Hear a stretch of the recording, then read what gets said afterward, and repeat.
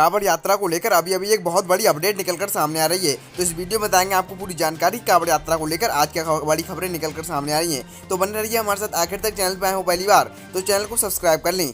चारधाम यात्रा के बाद सावन महीने में हरिद्वार और गंगोत्री से शुरू होने वाली कांवड़ यात्रा पर भी उत्तराखंड सरकार ने रोक लगा दी है और साथ ही कोरोना महामारी की स्थिति को देखते हुए यह कदम उठाया गया है, क्योंकि पिछले साल भी कांवड़ यात्रा पर रोक लगाई थी। और साथ ही कांवड़ यात्रा श्रावण मास में गुरु पूर्णिमा से होकर महाशिवरात्रि तक चलती है। और साथ ही उत्तराखंड पुलिस ने ट्वीट कर जानकारी दी है कि कोरोना संक्रमण को ध्यान में रखते हुए इस वर्ष होने वाली कांवड़ यात्रा को स्थगित किया गया है। और साथ ही आपको बता दें, श्रद्धालु से अनुरोध है कि इस बार हरिद्वार न आएं और साथ ही अपने अपने स्थान के शिवालयों में भी शिवरात्रि पर जल चढ़ाएं। और साथ ही आपको बता दें, लाखों की तादाद में आए हैं श्रद्धालु। जी हाँ दोस्तों, लाखों की संख्या में श्रद्धालु इस यात्रा में शामिल होते हैं। लेकिन हरिद्वार से लेकर यूपी, राजस्थान, हरियाणा, पंजाब और दिल्ली तक कांवड़ियों की सुरक्षा के लिए बड़े पैमाने पर इंतजाम किए जाते हैं। इसके चलते इन राज्यों के कई कारोबारियों की इस महीनों में काफी आय होती है। और साथ ही हालांकि यात्रा पर रोक लगने से उनके हाथ इस साल भी मायूसी लगी है। और साथ ही उत्तराखंड सरकार ने भले ही अपने राज्य में कांवड़ यात्रा रद्द करने का आदेश जारी किया है,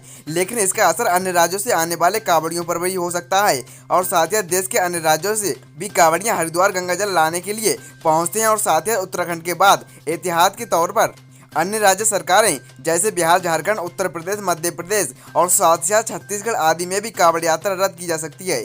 हालांकि इन राज्यों की ओर से कांवड़ यात्रा को लेकर कोई ऑफिशियल बयान जारी नहीं किया गया है, लेकिन ध्यान रखने की बात तो यह है कि हाल ही में कोर्ट के आदेश के बाद उत्तराखंड सरकार ने चारधाम यात्रा को स्थगित कर दिया था। उसके बाद अब कांवड़ यात्रा को भी रद्द कर दिया है। और साथ ही हाईकोर्ट ने सोमवार को सीमित संख्या में तीर्थयात्रियों के साथ चारधाम यात्रा की अनुमति देने वाले राज्य कैबिनेट के फैसले पर रोक लगा दी थी और चारधाम मंदिरों की लाइव स्ट्रीम का निर्देश दिया था। आज की रिपोर्ट के अनुसार बस इतनी जानकारी। अगर आप भी ऐसी ताज़ा अपडेट रोजाना सबसे पहले पाना चाहते हैं तो अभी लाल कलर के बटन को दबाकर चैनल को सब्सक्राइब कर लें।